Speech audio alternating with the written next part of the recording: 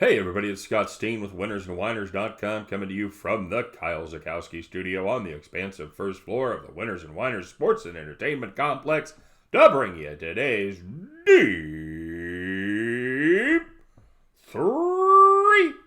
As always, if you would be so kind, if you dig what we're doing here, maybe you made a little money on the college yesterday, maybe you're looking forward to the NFL picks, you like what we're doing, make sure you give us the thumbs up, give us that recognition. And of course, if you haven't done so already, make sure you get clicked on the subscribe button and get yourself as part of the team over here on our YouTube channel and get notified each and every time we put up new content. And of course, what would it be without your plays, man? It'd be boring. That's what it would be. So let us know what you're playing in today's comment section. Give me your best 5 plays. I don't care what they are. Straight picks, 5 parlays, whatever it is, you get them right, and we will give you the shout out. You get enough of them right, you're going to be the capper of the day, just like Mr. Kyle Zakowski, who was darn fine yesterday. And of course, don't forget to check out winnersandwhiners.com, statsalt.com. Deep dives into every game going on in America every single day. Doesn't matter what the sport is. Football, NFL, we got it. College football, check.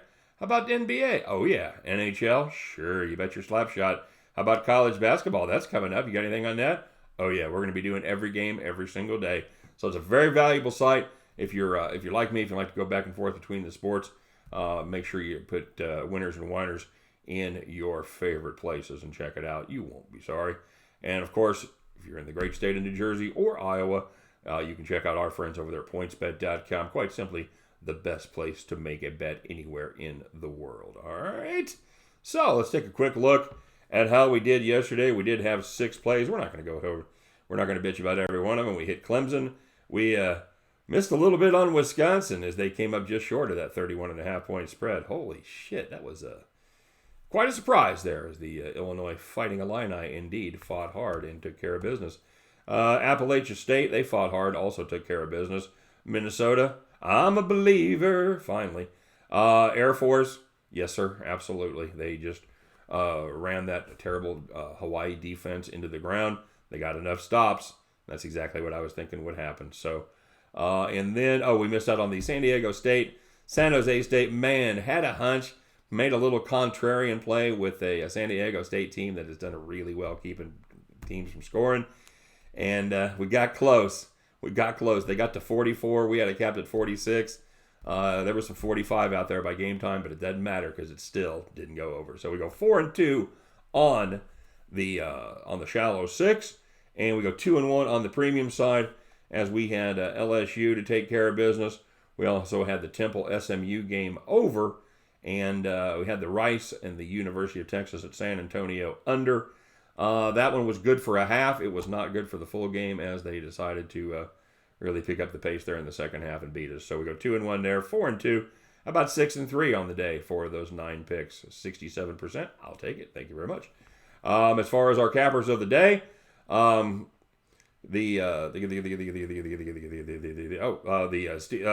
Steve Godin, he had a fantastic pick as the Virginia Cavaliers rolled them up as they took care of business there.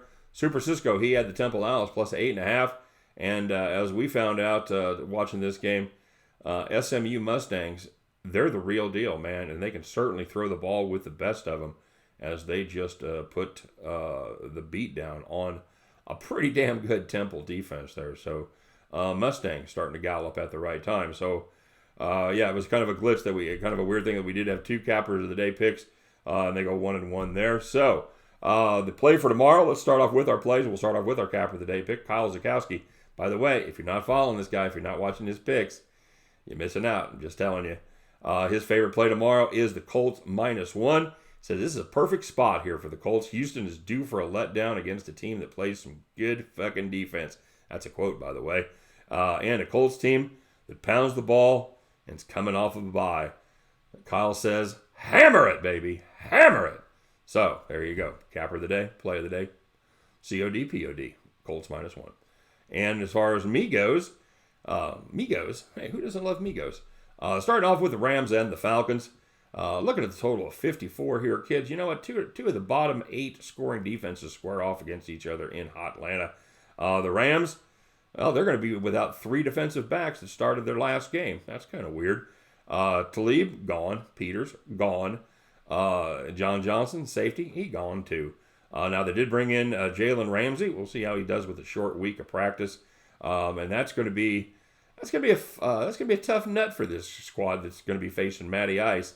For all the Falcons' problems, Matty Ice ain't one of them. He's averaging 317 yards per game. That is second in the NFL, and he's thrown 15 touchdown passes so far this year. That is also second in the NFL.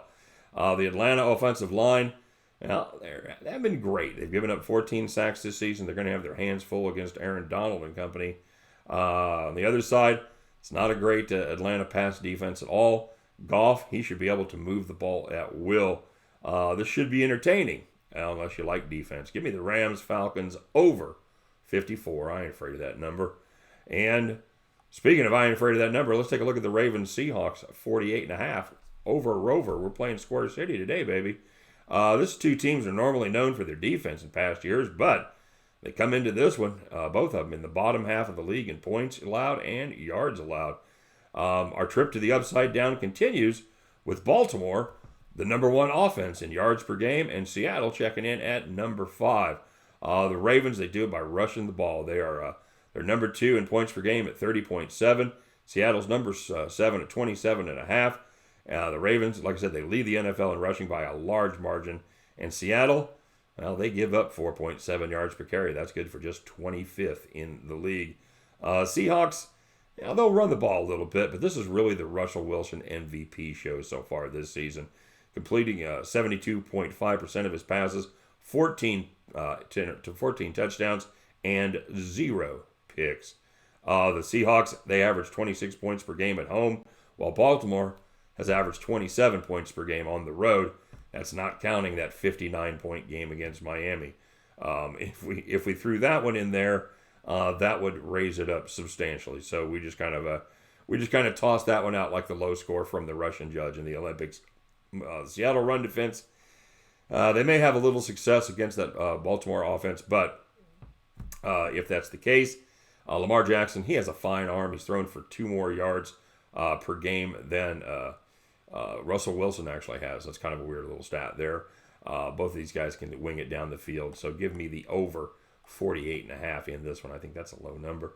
And finishing up in the NFC Norris division as the Vikings travel to Motor City, take on the Detroit Lions. Vikings are a 2.5-point favorite. You know what? I like the Lions. They beat the number of their last 4, but this, I think, is a bad matchup for Detroit. They have struggled against the run.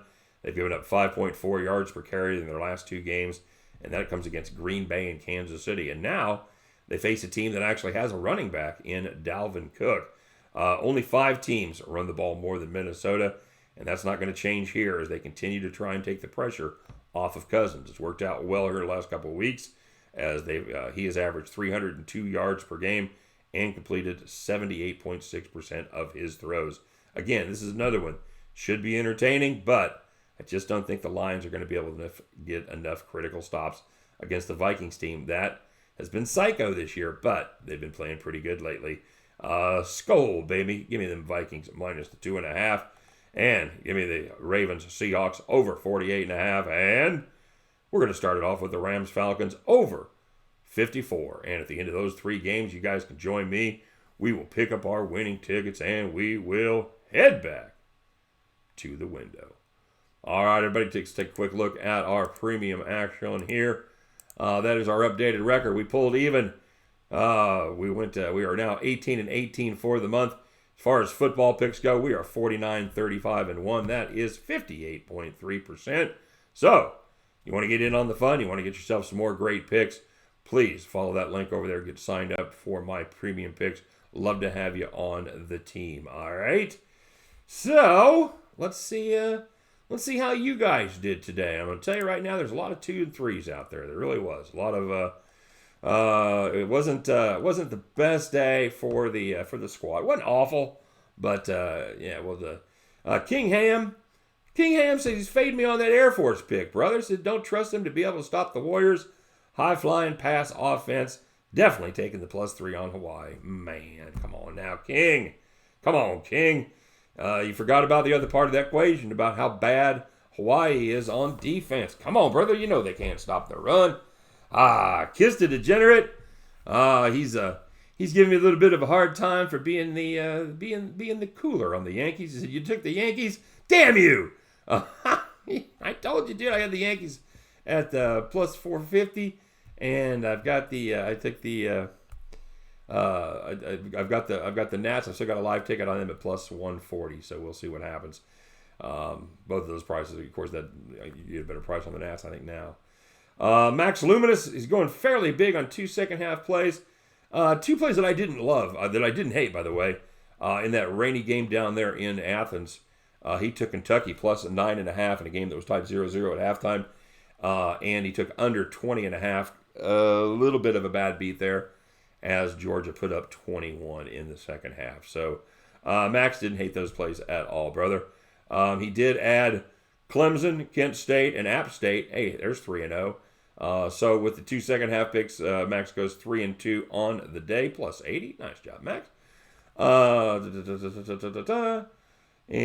Kyle Zukowski, he had University of Virginia, and he had Penn State -7. I thought that was a good play too, and it looked like it was going to work out, but it didn't. Florida -4, and had a first spot 10-point teaser, and Wisconsin. Sorry, buddy. So not a bad day. Again, another 2 and 3 there. Derek Saunders, he had a pick that I really liked. He had App State. That was one of ours, and then did not. He took a spin on our San Diego State, San Jose State over. Got so close, and then a couple of bad breaks in the NHL. Dr. Packenwood 2 said Turkey Chairman. Oh my God, laughing my ass off. Yes, sir, I am the Turkey Chairman. Oh, it's Fix. It's Fix had a fine day. He goes 4-1 as he picks up Florida, UAB, BYU, and the BYU Boise State under. Yeah, a lot of people in that BYU game. I didn't hate that at all. He goes 4-1 plus 290. The Texas Tea Talk Show, which I really like. Oh man, he played my Missouri Tigers, dude. I should have told you. Minus 21.5. That did not work out well as Mizzou lost outright in just an awful game. He did hit Michigan, and he did hit Clemson as well. So the Texas Tea Talk Show, he got juiced on the day. Mean Green, he had Florida and he had the Astros. He also got but he missed on Georgia, TCU, Oklahoma State. Super Cisco had Clemson and Tulsa, but missed out on a few as well. Kent P said, I love me some college football. Who doesn't, brother? He had the West Virginia, Oklahoma over, and he had the App State, Louisiana, Monroe under. And then at afternoon games, not as nearly as good. So, tough love for Kent there, 2 and 3 on the day. Truckee Medic, he had LSU and he had Texas A&M. 2 good picks there, but didn't quite get it done today. Jorge Correa, just gonna say tough day for Jorge. He liked Army, which I didn't think was a bad pick at all, and he had the Clemson Louisville over 62. I wouldn't have hated that one either. But not so much. But you know what? We're gonna fire it up. It's NFL tomorrow, buddy. We'll be all right. AS had 1 play and no problems. He had UAB minus 17. Said, see you at the bank. Absolutely, my brother. 1-0 plus 100 for AS. Richard Reed. Richard had LSU and he had Minnesota. And then some others in the middle. Not quite so good. And Max Luminous, he let us know what he was on today, all of his picks. And it looks like, if I'm not wrong here, Max, looks like you went 5 and 5 on those college plays. Terrace Kinton said, Max Luminous, nobody likes Boise State. Man, that's cold, but they were not good today. Mike Butler said we should kill the bookie today. Mike, I hope you just mean figuratively there, dude. I don't think we can't kill all the bookies, otherwise people are gonna have no place to bet. So you gotta kill all the golfers. Kill the golfers. Derek Gibson had Florida and Oklahoma over, and took the Arkansas Razor. Man, there's a guy that There's a guy that's a glutton for punishment. Took the Razorbacks. 2-1 on the day, plus 90. Not bad day, Garrett. Derek. Pat Cogney, he had Utah. He liked the Utes. I'm sorry, did you say Utes? Yeah, the Utes minus 13. Said the line's a little high, but I think the Utes are peaking. I agree. Yeah, playing good ball right now. They've been playing good ball ever since we backed them against USC. He had Tulane plus 4. I avoided that game. I'd really like Tulane this season. If you guys have followed me, you know I like that quarterback. I laid off it. Memphis has been pretty good, and they just absolutely dominated the Mean Green. I was very disappointed in that game. I had LSU. That was a good one, and he looks like he got juice there. He had the New York Houston game. Plus 260. Yeah, okay. So I'm going to call that 2-2 on the day. Steve Godin. Steve hit his capper of the day, play of the day, and at BYU plus 7. So 2-3 on the day. All right. Said so you got the Cougs in. So there you go, guys. We had four positive cappers on the day. We had Max Luminous 3-2 plus 80. Derek Gibson 2-1 plus 90. AS 1-0 plus 100.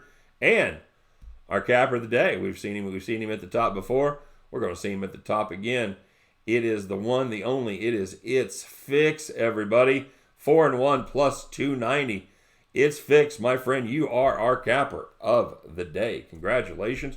If you have a play for Monday, whether it's on the NFL game or anything else you got conjured up, let us know what it is. Put it in the comment section tomorrow, and I'll make sure everybody gets it. All right, kids. That's it for the day. Everybody, I hope everybody hits every pick today, and I've got nothing but positive shout outs tomorrow. But no matter what happens, you know what? We'll meet back here about the same time tomorrow and do the same thing all over again. We'll bitch about our bad beats. We'll brag about those fat stacks, and then it's Monday Night Football, baby. So we'll fire it up and we'll do it one more time. All right, you guys take care. Have a great day. Enjoy the last day of the weekend here, and we'll see you tomorrow. Bye bye.